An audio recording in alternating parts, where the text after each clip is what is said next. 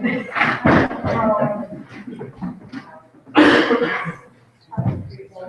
Welcome to the elementary panel. You'll see that have the microphones here, and they are working, and they're all set up to go.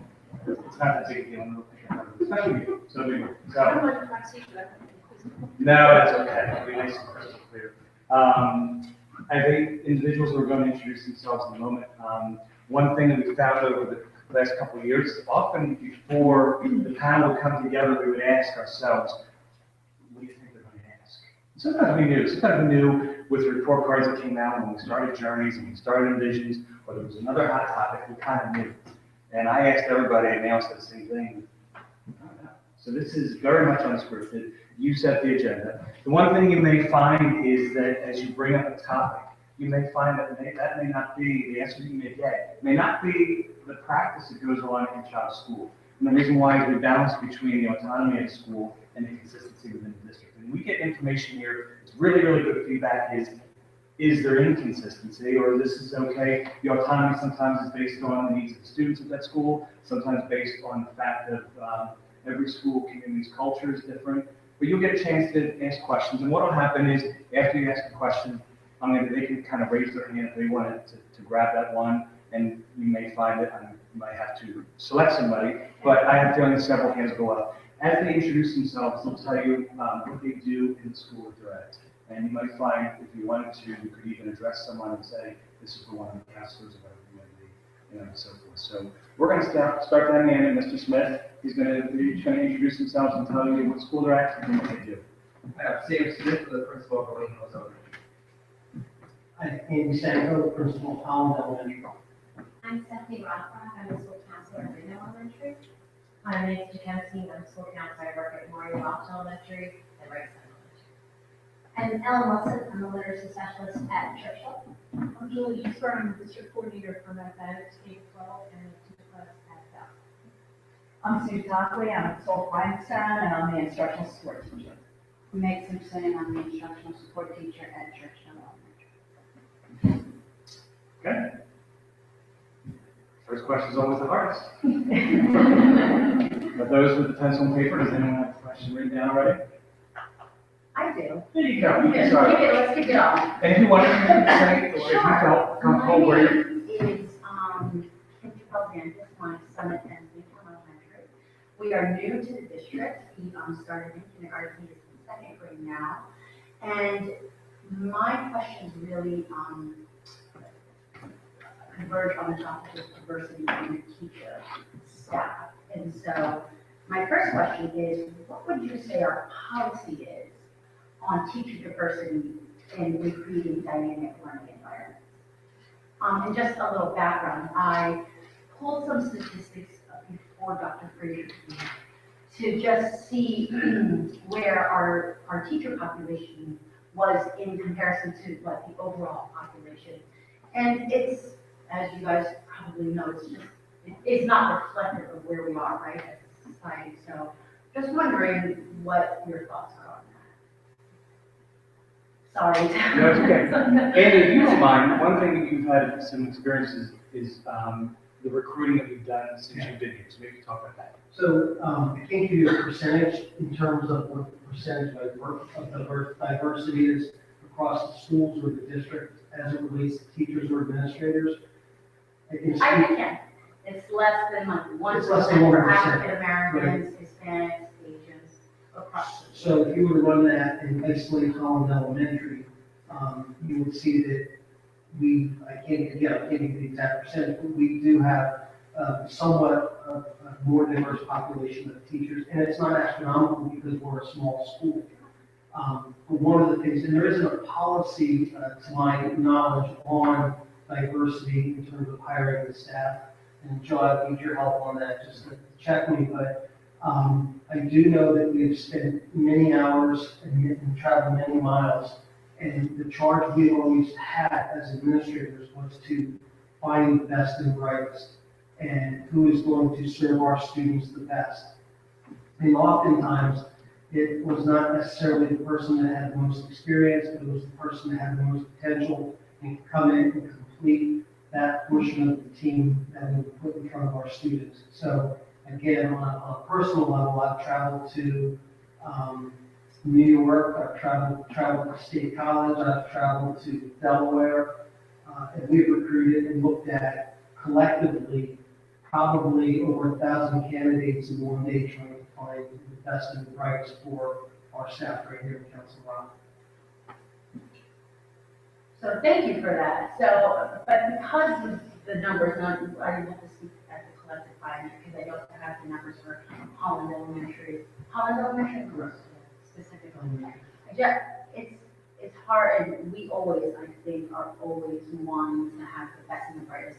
It's gonna be who's going to be the best fit, and who's going to have the most qualifications. I just find it very hard to believe that in the metro area where we live, specifically being able to pull from New York and Philadelphia and the surrounding areas, and the fact that we also have one of the best paid teacher populations, which I think makes everybody very proud who lives here. I find it very hard to believe that in this pool that we have, that we wouldn't find teachers of a diverse background that are the best and the brightest. I don't think anybody sitting up here would disagree with that. The pool of candidates we find, they come from a variety of places. And I know statistically, you know the numbers better than I do statistically, but there is a very thorough and pure screening process for anybody who wants to work and apply in Council Rock. And regardless of race, color, creed, religion, whatever it is, they can go to those, every one of those candidates can go through the process to become an interview-ready candidate where they would have a fair shot at obtaining employment in Council Rock. So I don't know, again, statistically what we draw in terms of diverse candidates. I do know we have some diversity. It's not a high number, as you clearly stated.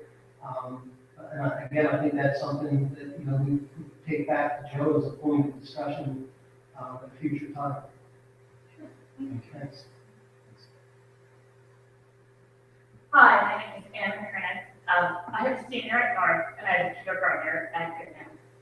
And, you're really and I wanted to discuss homework in kindergarten. The NEA recently came out with a statement saying that there should be no homework in kindergarten. There's a lot of homework in kindergarten, at Goodman anyway. Some of our preschool buddies who have scattered to other corners of the district have very different homework or different amounts of homework. Some just have big projects, some have absolutely nothing. Seems to be a really different field for homework at the different elementaries. And I personally am wondering why we have any at all in kindergarten. Aside from reading, I would be fine if we had to just read everything, but the worksheets are killing me. Right this end of senior year as well, so yeah. Are they math? Is it handwriting? It's handwriting, reading, sight words, math. I think like you said, it's going to vary from school to school. Even within a school, you might have different philosophies of a teacher. But I agree with you 100% reading. You know, I know at Williams we always talk about reading every day.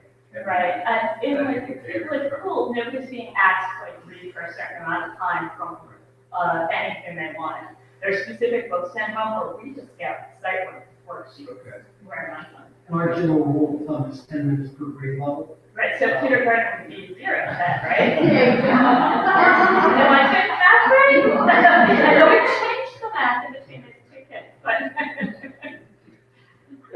And I would say that was a concern. Definitely, if it were my teacher at my school, having that teacher have that conversation with us, that we look at what's fit for our kids at our school and have that dialogue. How long is it taking? Is it too much, especially for kindergarten? There is only US to help resolve that. But like Ian said, 10 minutes per grade level for kindergarten, obviously, looking at that, and that might be something else that as these items come up, look at what is our policy? This is for kindergarten.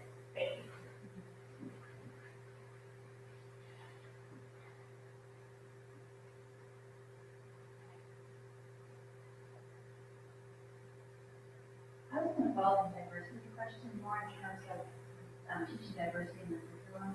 And I think what made me start to think about it was just on Facebook. A lot of students in other areas of the country were doing a lot about teaching those projects, and I noticed that we didn't really, I guess, I don't know, maybe they did in the classroom, and I didn't come back to me that there was that mentioned. That's just an example of, you know, the way to teach diversity. I didn't know if that was being addressed in the curriculum.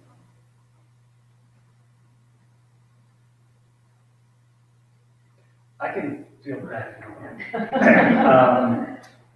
This is often past practice from school to school, not only with regard to diversity, but any significant event, whether it be Veterans Day, 9/11, and so forth. Right, lots of ones. There are. And what was probably came about this year was that there were varying, and there is that autonomy, but autonomy from each school really looked like inconsistency in what we were doing to celebrate, whether it was any type of celebratory month. And what we had talked about was actually on the social studies coordinator, and I had conversations. So what came from that, and I believe we reached out to the principals, was asking what is done at each school so we can gather it. The next step would be is to really work on, and the work's going to happen in the spring or the summer, is having a list of resources for people, because we had a chance to see that there wasn't as much available. And before we say what you're not doing, we want to know is, did you know what to do? Did you know what's out there? And that was one thing we were doing really well on those days. Again, whether it be Constitution Day, Pi Day, okay? We had a lot of resources for children. Right, but we just found that we weren't doing the other. And that's where the work started probably about 4 weeks ago. So you should start to see something either this year, but definitely next year, because that's going to be our focus. It's a great question. Yeah.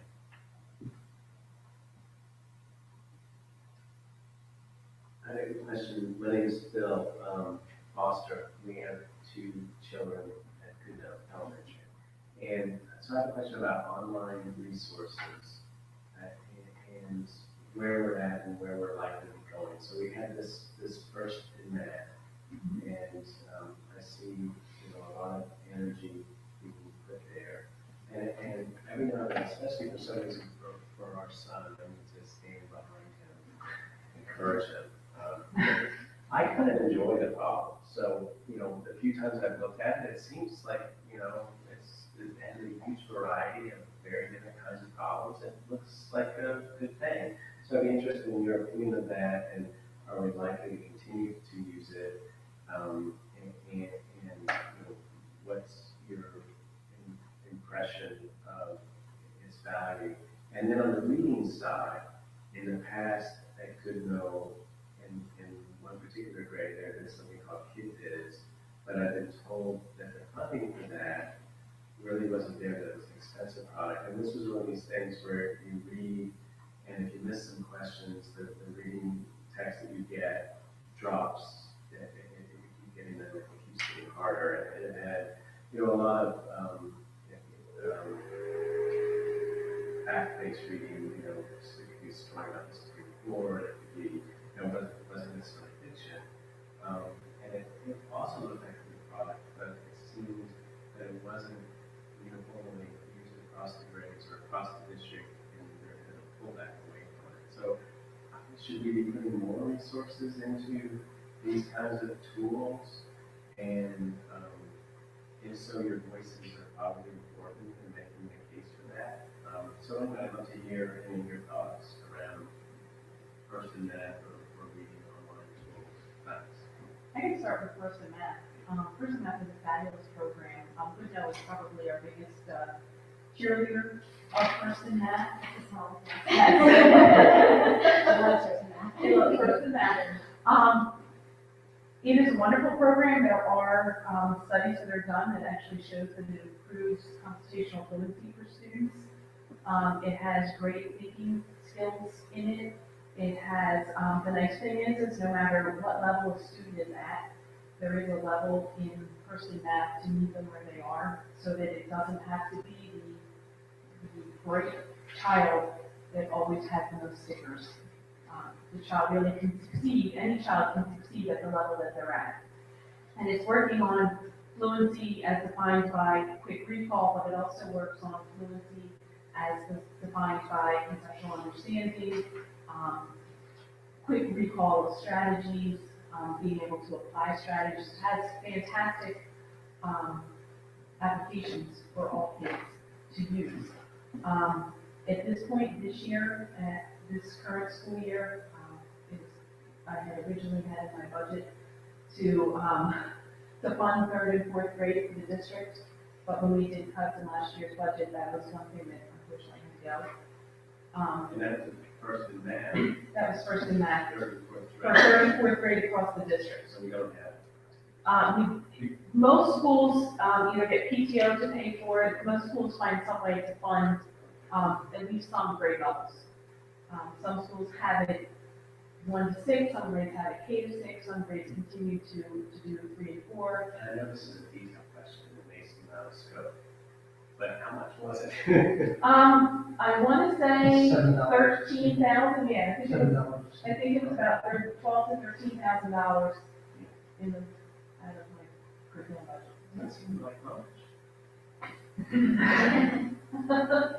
Put me on the spot.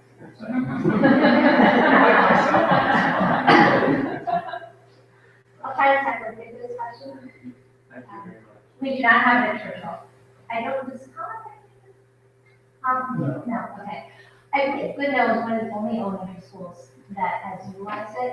Do you know it's utilized at the middle school level? I think it is, I don't know what it costs, but I do understand that it is quite a pricey program. So I think one of the decisions that's made is if you're paying for the expensive program where it's being used, and in terms of squeezing time in during the day with accessibility to computer labs and so forth, because it is an online-based program, that presents a challenge. So you have to do that cost balance there. At least in the Goodnow instantiation of it, and it was in third grade, it was another thing like first method, the child was doing it. Yes. Yes. So I think that that's one of the challenges with it. It's an add-on program. We have access to the Journeys program online in terms of level readers and books that are appropriate for children at multiple levels, reading ability levels. The Kid Biz, if I'm not mistaken, so it's articles with questions that the children can answer, correct? Right. It does do, from what I know about it, a nice job of collecting information in terms of what the kids have answered and levels and things like that. I think it, for example, in my school, we could have that, but it wouldn't be utilized enough by students at home. And just to piggyback on that, the teachers chose at Holland in first grade RAS kids. And they just felt that was a better fit for what the needs were. That too is an add-on program. It is also computer web-based, and it does basically the same thing that you heard the others speak about. It's intuitive, kind of adjusts based on how the students need to. We looked at it as a, as well, maybe as an intervention or providing additional support with there, but not as core of what we do. It's the same thing at all of us, at every school, especially looking at when we have first math, those different things. Those programs are great, you go get a breakdown of grade level by teacher, and if somebody utilizes it or not, we can have this conversation and say, is this worthwhile? Is this a piece that we're worthwhile to spend the money on that? And then, if it is, we can have that conversation. If not, there's also a lot of resources out there that we can find that are, maybe not as, gives you as much information, but say have the same skill that might be free or base that we have out there. Those are constantly changing, and one day the website works, and the next day you go on it and there's an ad that's just not appropriate for a kid to see that you wouldn't expect to be there. You can't control that, so we're always monitoring. I mean, just as a parent, it seems like there's this kind of imbalance in that you have first in that is giving all these choices and kind of pushing day after day, night after night, but when it comes to reading, so what we have, and the reading has been good for our children, there's no complaint, I'm just noticing the difference. The child will have a reading log, and they'll pick books of interest to themselves, but that kind of factual based, non-fiction based reading, there's not that constant pressure that was there with something like Kid Biz. And I just didn't know whether I know that seems to be the trend of journeys, wanted more nonfiction. So you as professional educators, do you think that we need to be having more pushing on this nonfiction on a day-to-day basis? Or, are we okay with what we have? That's the thought. The Journeys program in grades 4 to 6 is 50/50, nonfiction to fiction. So students are getting a fair amount of nonfiction reading in the classroom. Lots of teachers also supplement, not necessarily with the web-based program, but with things like Scholastic News or Time for Kids, which would also be more of a current events nonfiction reading. So I think they get more certainty than they did when I started teaching in the district. And do I think it's important? Yes, because they're going to go take those PSSA tests and there's a lot of nonfiction. Well, thanks so much. I appreciate it. I actually went to our PTA at Newtown Elementary. They asked for first in that in the lobby hard a couple of years and got a few extra grades. And some of the argument was that it's wonderful to know that every kid has access to their own computer every night, and you've got a bunch of kids and limited computers and high school kids and stuff. And I'm doing my own job. We're fighting over the computer. And it's just more screen time too, is at the expense for some of the pushback that I got. I was lobbying hard for first in that. The other issue with reading too is that first in math you can go on for 15 minutes and get some value out of it. As you age up and read longer and longer stories and articles, even as kids, once you hit kind of third grade level in it, you really need 30 minutes to sit and read it and answer the questions. So if you're going to put 30 minutes of that on top of your 10 minutes a night of homework, that's way too much homework.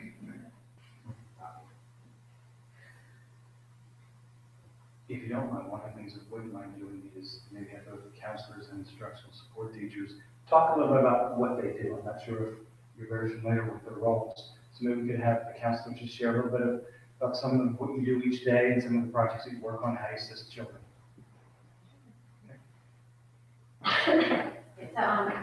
Some things that we do, we teach developmental science lessons in all of the classrooms, kindergarten through 6th grade, and we cover different topics for each grade. So some grades is bullying prevention, some grades is conflict resolution, making friends, cooperation. And we try to get into each classroom 4 times throughout the year, but we're always available for additional lessons as well. Most of us do lunch groups, focusing on social skills, Dr. Foster said I don't know that. And we also do individual work with kids on an as-needed basis. We are available to consult with parents on a variety of issues. We also are often involved in the instruction support team. We also work pretty heavily in like the school-wide positive behavior support programs in each school. So coming from 2 schools, my roles do vary because each school runs differently. But if you're not familiar with school-wide positive behavior support in different schools, like Wrightstown, we have what we call Starting Above and Beyond. We also use 7 habits packages. Specifically to promote that positive behavior throughout the school. And we use just different celebrations and rewards, the postcard that they go home to a parent saying what the child did, what they were caught doing. In addition, we also, like, how my roles are different, we'll break down 3 to 4, but in terms of groups, there's, with the instructional support teacher at Murray Welch, we both run a group for all 6th grade girls. So a letter went home, not required, but pretty much requiring all girls to participate. And that group itself is a 5-week session group that focuses on relational aggression, but also the topics related to the 6th grade girl, self-esteem, just that girl empowerment, which she feels is a really good transition as it goes in high school. Any questions for our counselors? I must be very thorough. How about our instructional support teachers? Teachers use instructional support as an educational resource. If they have students that are not meeting the benchmark in reading or math, they use instructional support teachers as their first go-to to help that student who's not succeeding. We try and go from low tech to high tech. Low tech would be just interventions that you can use in the classroom that would help the child be more successful. And then we kind of rise, to high tech, which would be a referral for a multidisciplinary evaluation. I love my job. I think it's fantastic because any child having any type of difficulty kind of comes to our doors first. It could be academic, it could be behavioral, social, emotional. And it's a team process where everyone's involved. The teacher, we are the counselors, the principal, the student themselves, sometimes the literacy specialists, the parents, of course, and we gather information, and then we brainstorm ways to intervene before anything, official is done. And then we put these interventions in place for about 30 days. And then we reconvene and say, what happened? Did it work? What didn't work? Where can we go from here? And it's almost like detective work. To me, it's really interesting. You get a lot of good information and really helps the children in a lot of ways. And then after that, we just decide where do we go from here. Do we just change the supports? Do we need to go further testing? So I think it's a wonderful process. And once we find something that works for students, that kind of stays with them. Yep. We do a lot at Churchville, placing kids in classes that are going to support their instructional support plan so they continue to be success. A lot goes into when we try and balance those classes. It seems like it takes forever, and it's, a lot of thought goes into painstaking, making sure students have the supports that they need, because we want students to be successful every day. And so it starts kind of like you said, in class. It's a win-win situation because everybody's on the same page. The child knows everybody's on the same page, and it just is a wonderful team effort. I have a question about moving toward more of a STEM model with, instead of, very separate disciplines, having more collaboration, things like critical thinking, creative thinking, problem solving, overlapping, design and trial and error and all that kind of stuff. You see a place for that? With the science is over here, math is over here, and they don't often get to overlap and collaborate.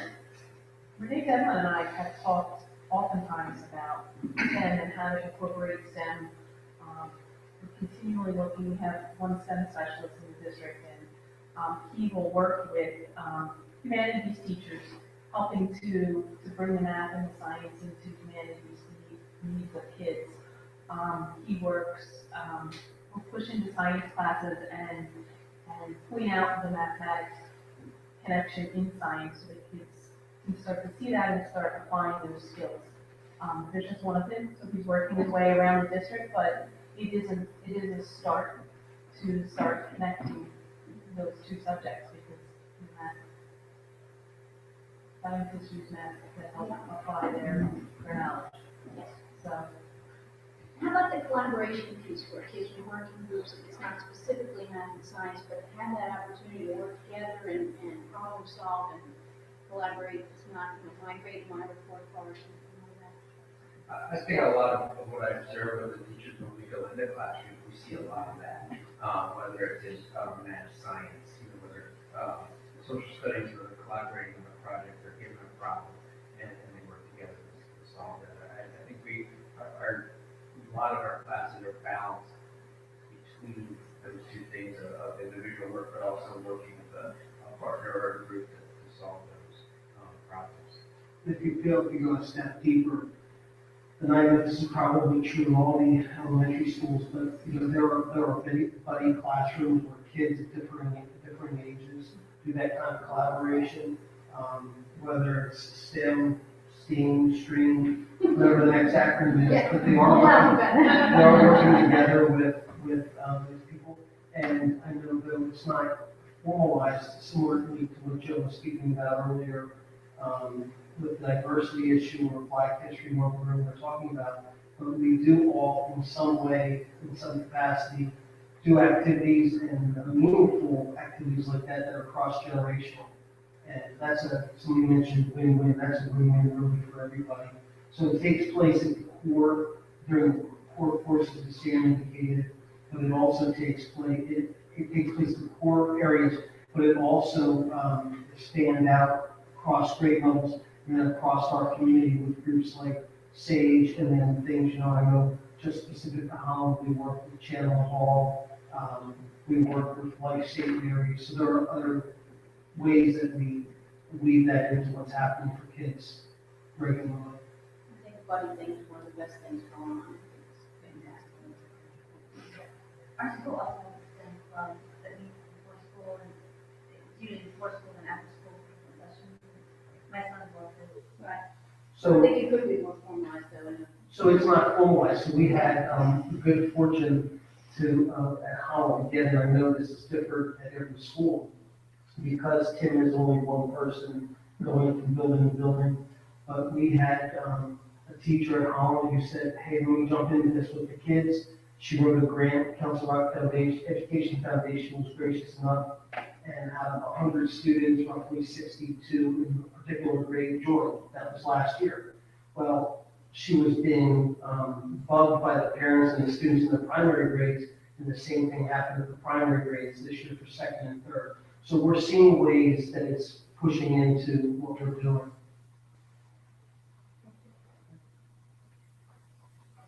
Following up on the STEM question, because I think that this is a very interesting topic. My son, who is in second grade, loves first and math, and he's naturally competitive, and when we review all of the players of the week and the day, and it shows that you can see the whole school, we noticed that boys tend to lead with the numbers. I think maybe because of the way it's set up. It's a competition, so they go in and they wear the medallion, if you're the player of the day, but I noticed that the young ladies in my son's class and the neighbor, they play it okay, and they're not engrossed with it. They don't care as much, right, about that level of competition. I mean, I'm not saying all, I'm wondering, for girls, do we think that there is a role in getting young ladies involved and interested in STEM, but where they would be interested in, where it's a subject that involves science and math, but that they care about? Whether, I'm thinking about my 4-year-old daughter, who will be going to the town elementary in a few years. She really likes makeup, and she's very girly, and she likes clothes, and so when we talk about makeup, we talk about the science behind makeup. Sophie, there's a scientist who created this makeup lipstick, isn't it amazing? And let's talk about the science behind it. And she doesn't know what I'm talking about right now. She's like, what are you talking about? I just want to wear this makeup. But there's absolutely lots of science right behind makeup and the chemistry of it. And so I just wonder about STEM and how we can get our girls more engrossed in it and meeting them at topics that they're interested in.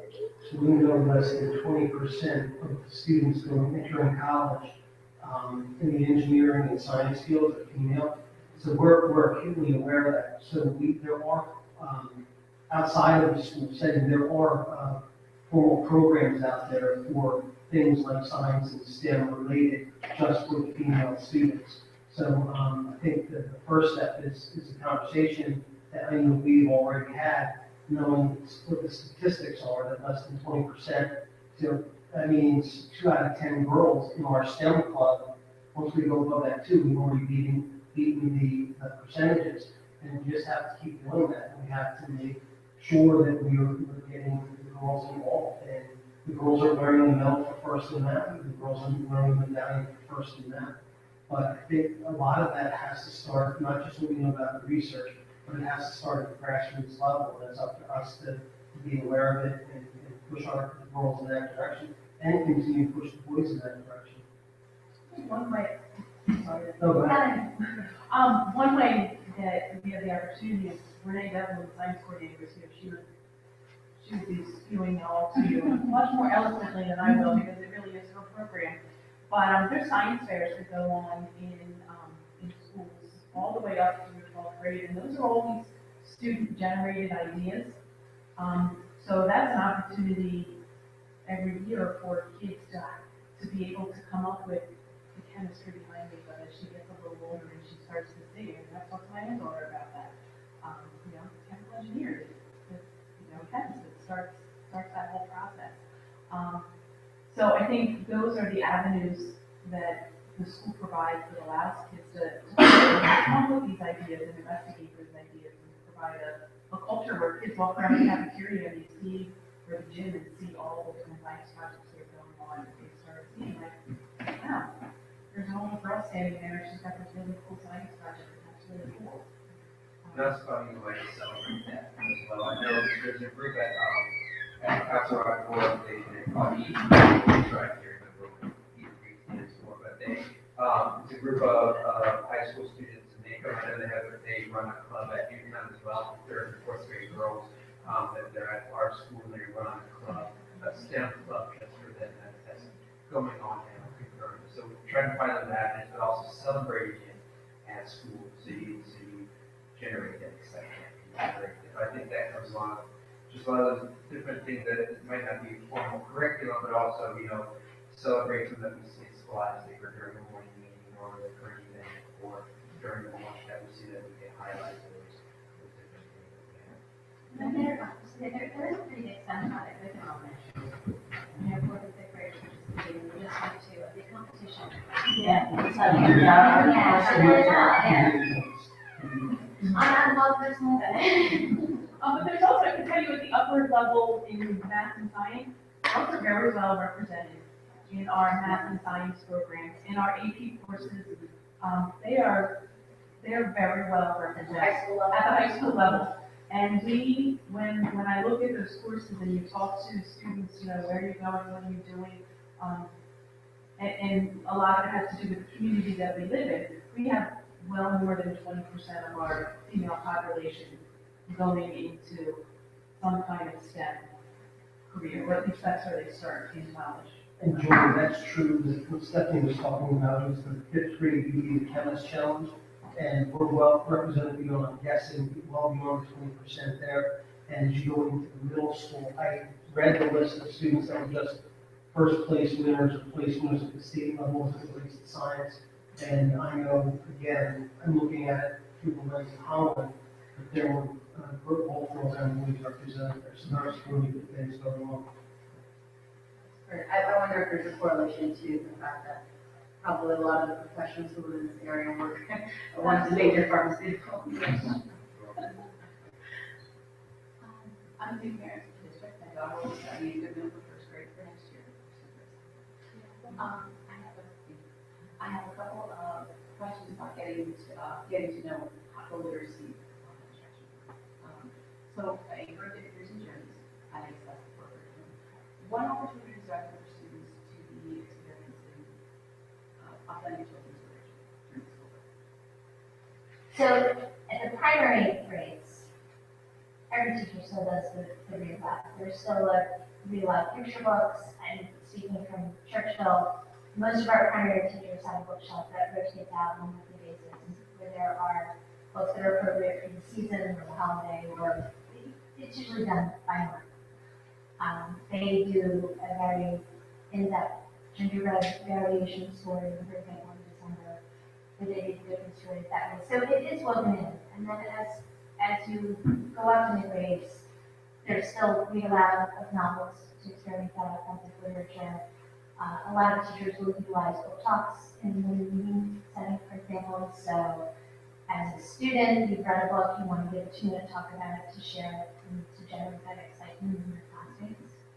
So most teachers still love to build literature, quote unquote, in the Journeys program at the lower grades, a lot of those selections are actually full selections.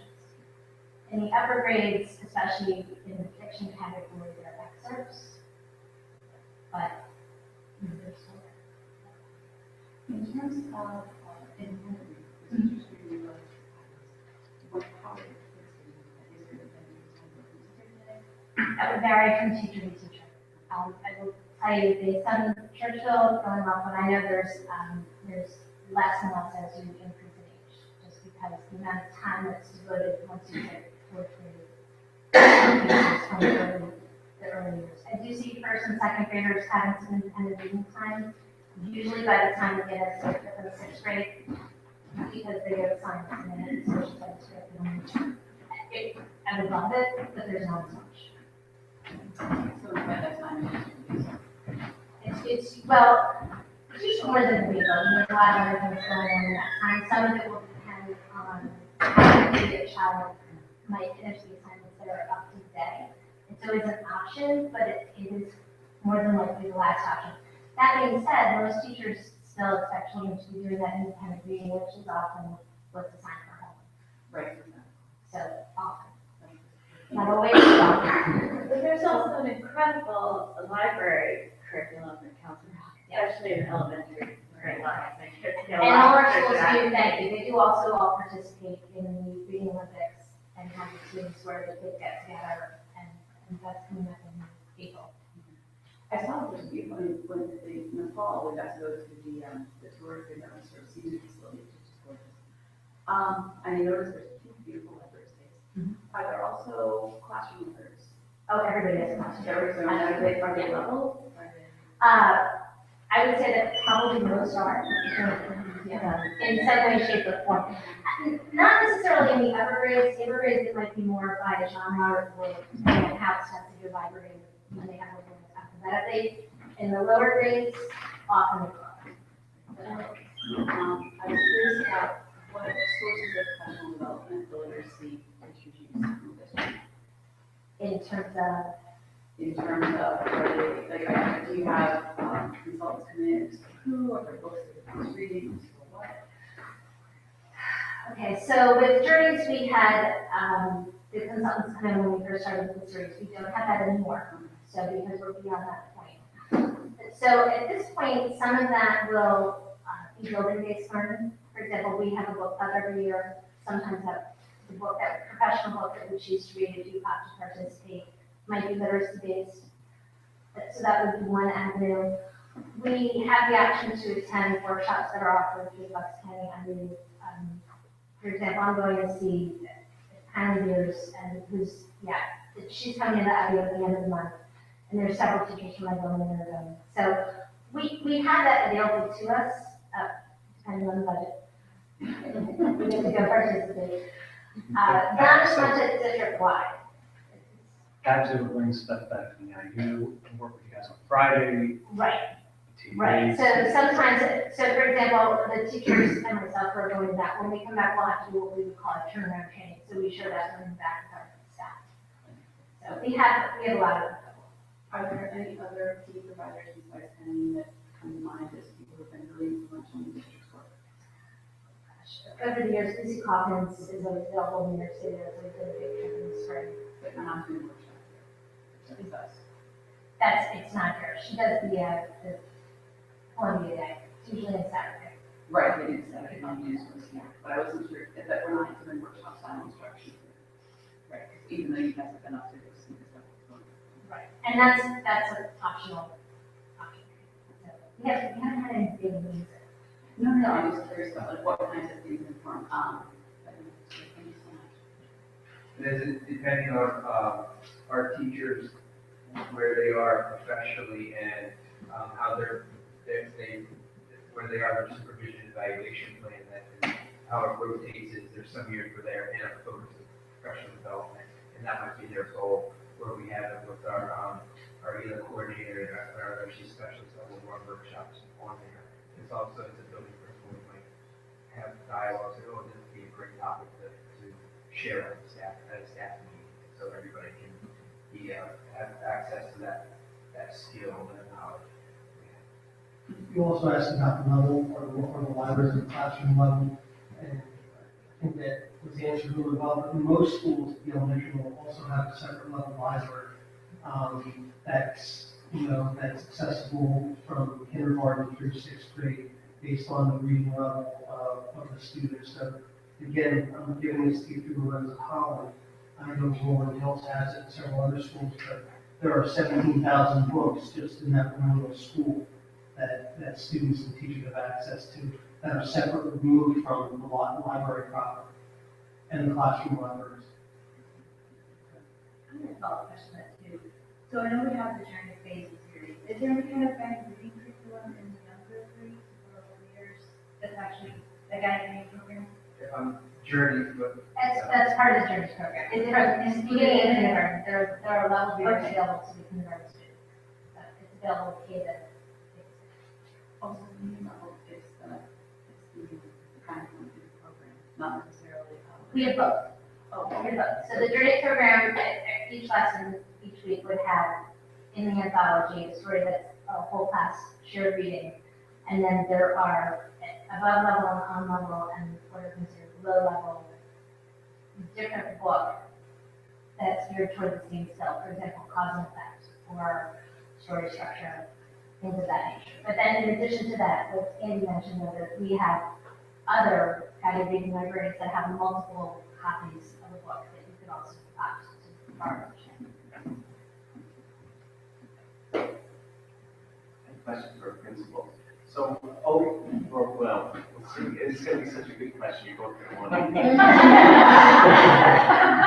to. Over the years at multiple schools, from multiple parents, I hear a complaint about a transition in the day that happens, every day, from the classroom to the playground to the lunchroom, and the professional standards of conduct of sometimes the recess and lunch aids really are very, very different than what occurs in the classroom.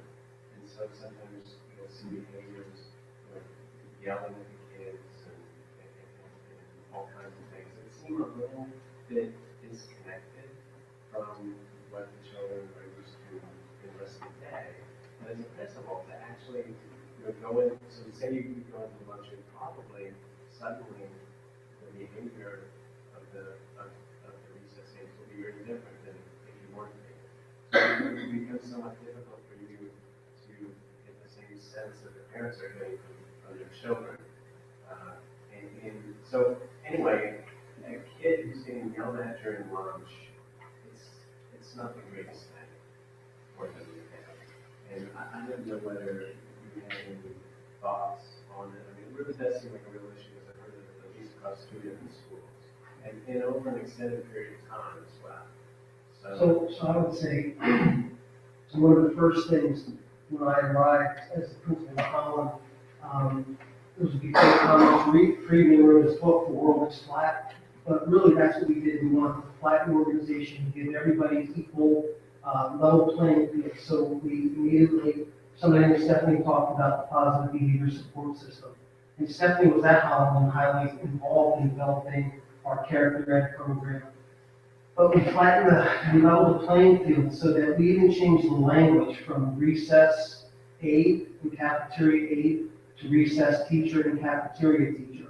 And we began working from that perspective that the students are all of our students. We're responsible to and for all of those students.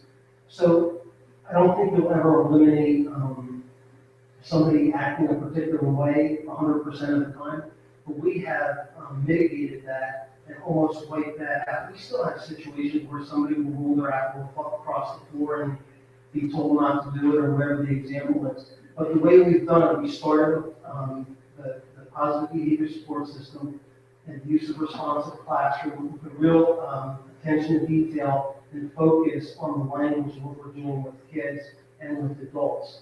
So our students know that if something happens at the recess yard, it's no different than it happens in 4th grade math class, because everybody has the same protocol to follow moving through that. So we believe that, and I think I speak for all of us, we believe that lunch and recess time is a time for socialization, which is also important. It's a time to grow. It's a time to interact with other people, to make friends. And again, the basis for that is, flattening and leveling the playing field, giving everybody a voice and every stakeholder an opportunity to be involved in that. So we're giving the kids the best we can as the adults so that they're successful, whether it's that 4th grade math class or 3rd grade lunch or 2nd grade recess. And I think this is the same language, but also providing guidance and tools, how they, because you're taking, kids that are 25 at a grade level, and then all of a sudden you're putting all 75 together, or more, depending on what you know and you have. So having that and providing opportunity to learn from the situations, we're always having those conversations.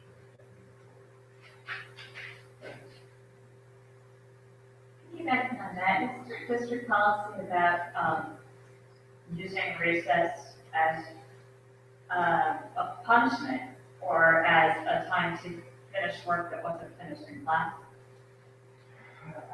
I don't know if it's a policy at district-wide, but it varies from school to school. And those are conversations that we're having. I know everyone knows that we have as well. That we're looking at as, because oftentimes, a student who either there was a behavior or something or taking recess away is that very student that needs that opportunity to, get that energy out, to move, to be outside, to socialize. So I think it varies case by case. We try to balance that as we go, but we don't have a blanket say. We really do look at each individual kid, obviously working in versus the others. And just add, so I think most teachers are fairly flexible too, so if your child is being tested during recess, and he or she really needs to run around, I think it's also an option sometimes bring work home and do it, not much to the fun for you, but.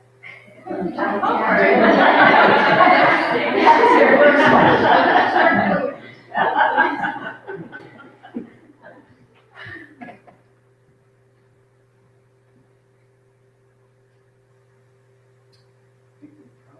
good.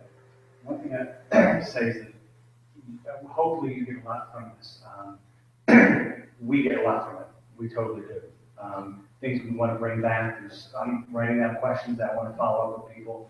I do know as well as that we have several members of the panel here who are also parents. You know, at least 3. How many of us? So 4 of you, right? 5. In the district, In the district. Parents, yeah, okay, so 4 in the district.